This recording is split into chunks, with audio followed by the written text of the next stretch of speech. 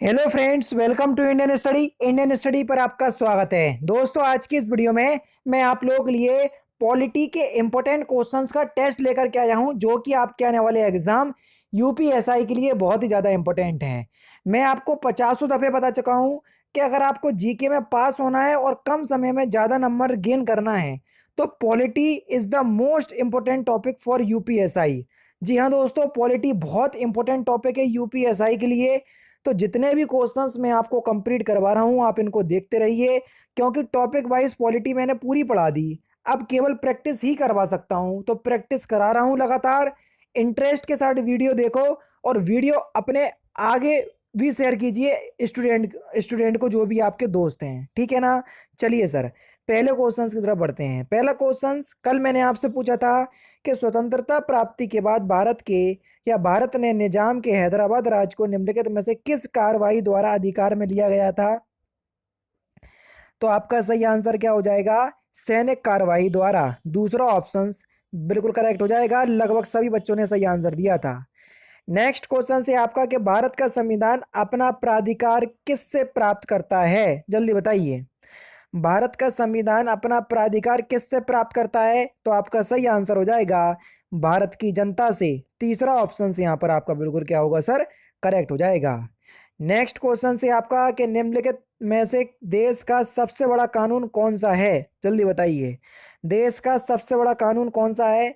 तो आपका सही आंसर हो जाएगा भारतीय संविधान। दूसरा ऑप्शन बिल्कुल करेक्ट होगा।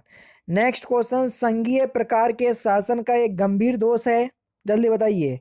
संघीय प्रकार के शासन का एक गंभीर दोष है। तो आपका सही आंसर हो जाएगा पृथकता का खतरा, यानी कि इस क्वेश्चन का पहला ही ऑप्शन यहाँ पर आपका बिल्कुल क्या हो जाएगा सर? करेक्ट होगा। नेक्स्ट क्वेश्चन, भारत में राजनीतिक शक्ति का स्रोत क्या है? जल्दी बताइए। भारत में राजनीतिक शक्ति का स्रोत क्या है? Question number 55। तो आपका सही आंसर क्या हो जाएगा? भारत में राजनीतिक शक्ति का जो स्रोत है वो है आपका हम लोग अर्थात जनता, यानी कि इस क्वेश्चन का चौथा ऑप्शन यहाँ पर आपका बिल्कुल करेक्ट है। नेक्स्ट क्वेश्चन से स्टार्ट करने से पहले मैं आपको बता दूं दोस्तों, अगर आप घर बैठे यूपीएसआई की तैयारी करना चाहते हैं तो मैं अनअकैडमी पर बिल्कुल फ्री ऑफ कॉस्ट क्लास ले रहा हूँ। कोई पैसा नहीं देना है, इस बात को ध्यान से सुनना, ठीक है। रोज सुबह 11 बजे ये क्लास होती है। जब आप ये वीडियो देख रहे होंगे क्लास आपकी चल रही होगी। उस क्लास का लिंक डिस्क्रिप्शन में दिया हुआ है। बस डिस्क्रिप्शन में दिए गए लिंक पे क्लिक कीजिए, आ जाइए क्लास में। एक बार क्लास में आ जाओगे वापस नहीं जाओगे, ये मेरा आपसे वादा है, क्योंकि हिंदी पूरी टॉपिक वाइज कंप्लीट करवा रहा हूँ विद प्रैक्टिस, ठीक है। फ्री ऑफ कॉस्ट है, कोई पैसे नहीं देने, पीडीएफ भी फ्री में मिलेंगी। अगर आप पहली बार अनअकैडमी के लर्निंग ऐप को डाउनलोड कर रहे हैं तो आपको क्लास को अनलॉक करना पड़ेगा। अनलॉक कोड है आपका इंडियन स्टडी अप्लाई कीजिएगा तो क्लास अनलॉक हो जाएगी। आराम से क्लास का लुफ्त उठाइएगा। अब देख लेते हैं नेक्स्ट क्वेश्चन। क्वेश्चन नंबर 56 है कि निम्नलिखित में से किसे संसद जननी कहा जाता है? सिंपल और इंपॉर्टेंट क्वेश्चंस। किसे संसद जननी कहा जाता है? तो सही आंसर आपका क्या हो जाएगा सर? ब्रिटेन की संसद को हम संसद जननी के नाम से जानते हैं। चौथा ऑप्शन करेक्ट। निम्नलिखित में से कौन सा संशोधन मिनी संविधान माना जाता है? 50 बार बता चुका हूं, उसके बाद भी गलत करोगे तो पिटाई तो लगनी है।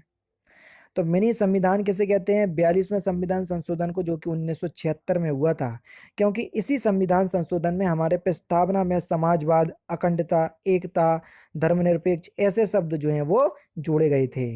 नेक्स्ट क्वेश्चन से आपका कि भारत में प्रथम आम चुनाव किस वर्ष हुए थे? ये क्वेश्चन आपका पूछा जा चुका है आपके एग्जाम में। जल्दी बताओ। तो प्रथम आम चुनाव कब हुए थे सर? 1951-52 में। चौथा ऑप्शन यहाँ पर आपका बिल्कुल क्या होगा सर? करेक्ट होगा। नेक्स्ट क्वेश्चन, भारत में एक गणराज्य मुख्य रूप से इसलिए माना जाता है क्योंकि भारत में एक गणराज्य मुख्य रूप से इसलिए माना जाता है क्योंकि राज्य अध्यक्ष का जो है वो चुनाव होता है, इसलिए भारत को हम गणराज्य के रूप में मानते हैं, ठीक है।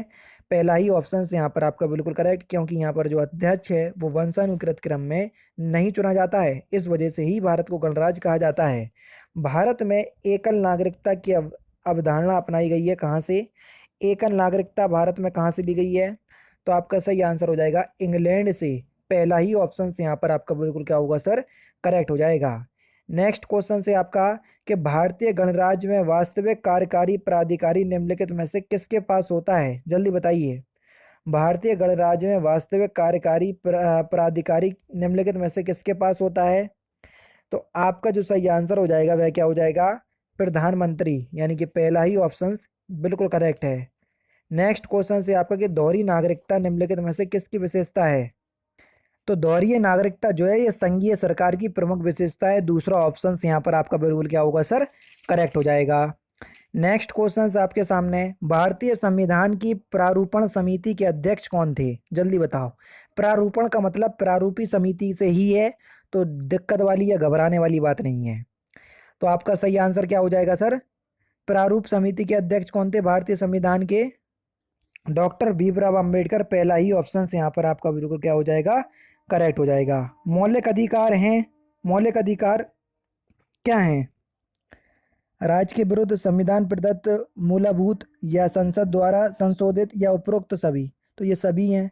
चौथा ही ऑप्शन जो है वो आपका बिल्कुल क्या हो जाएगा? करेक्ट हो जाएगा। और मौलिक अधिकारों का वर्णन कहाँ से कहाँ तक है? 12 से 35 तक। और अनुच्छेद 32 जो है, जो संवैधानिक उपचारों का अधिकार है, उस अधिकार को डॉक्टर भीमराव अंबेडकर ने संविधान की आत्मा कहा है। लेकिन एक्चुअल में संविधान की आत्मा प्रस्तावना यानी कि उद्देश्य का वो कहा जाता है। तो ये दोनों ही क्वेश्चन अलग हैं, ध्यान रखिएगा सर, ठीक है। नेक्स्ट क्वेश्चन, समाजवाद का अर्थ क्या है? ये आपसे पूछा गया है। समाजवाद का अर्थ क्या है? तो आपका जो सही आंसर हो जाएगा वह क्या हो जाएगा? समाजवाद का अर्थ हो जाएगा सामाजिक न्याय। तीसरा ऑप्शन जो है वो आपका बिल्कुल क्या हो जाएगा सर? करेक्ट हो जाएगा। समाजवाद का अर्थ क्या होता है? सामाजिक न्याय। तीसरा ऑप्शन बिल्कुल करेक्ट। नेक्स्ट क्वेश्चन आपके सामने, भारतीय संविधान की प्रस्तावना के अनुसार भारत के शासन की सर्वोच्च सत्ता किसमें निहित होती है? Important question. तो किस में निहित होती है? भारत की जनता में, पहला ही ऑप्शन यहाँ पर आपका बिल्कुल करेक्ट। नेक्स्ट क्वेश्चन, भारत की संप्रभुता, एकता तथा अखंडता को अक्षुण्ण बनाए रखने तथा उसकी रक्षा करने का प्रावधान किया गया है। तो कहाँ पर किया गया है? तो ये प्रस्तावना में ही किया गया है। पहला ही ऑप्शन यहाँ पर आपका बिल्कुल करेक्ट हो जाएगा सर। नेक्स्ट क्वेश्चन से आपका कि यूएसए में राष्ट्रपति द्वारा की गई सभी नियुक्तियां तथा उसके द्वारा हस्ताक्षरित सभी संधियों का अनुसमर्थन वहां की सीनेट द्वारा किया जाना चाहिए। इससे निम्नलिखित में से क्या निर्दिष्ट होता है? ये इंपॉर्टेंट क्वेश्चन है, क्योंकि अभी हाल ही में यूएसए में चुनाव भी संपन्न हुए और नए राष्ट्रपति भी बने, जो बिडेन 46वें नंबर के। तो इससे निर्दिष्ट होता है नियंत्रण और संतुलन का सिद्धांत। दूसरा ऑप्शन बिल्कुल करेक्ट। भारतीय संविधान की रचना निम्नलिखित में से किसने सर्वाधिक गंभीर प्रभाव डाला भारतीय संविधान की रचना में? तो भारत का संविधान जो है वो लगभग 70% जो है भारत सरकार अधिनियम 1935 से ही निहित है, यानी कि इस क्वेश्चन का चौथा ऑप्शन बिल्कुल करेक्ट हो जाएगा। नेक्स्ट क्वेश्चन, भारत की संविधान सभा का संवैधानिक सलाहकार कौन था? इंपॉर्टेंट क्वेश्चन, जल्दी बताइए। भारत की संविधान सभा का संवैधानिक सलाहकार कौन था? तो आपका सही आंसर क्या हो जाएगा? श्री option number C, B N Rao. तीसरा ऑप्शन जो है वो आपका बिल्कुल क्या हो जाएगा? करेक्ट हो जाएगा। नेक्स्ट क्वेश्चन, भारतीय संविधान सभा की संघीय शक्ति समिति के अध्यक्ष कौन थे? Question number 71।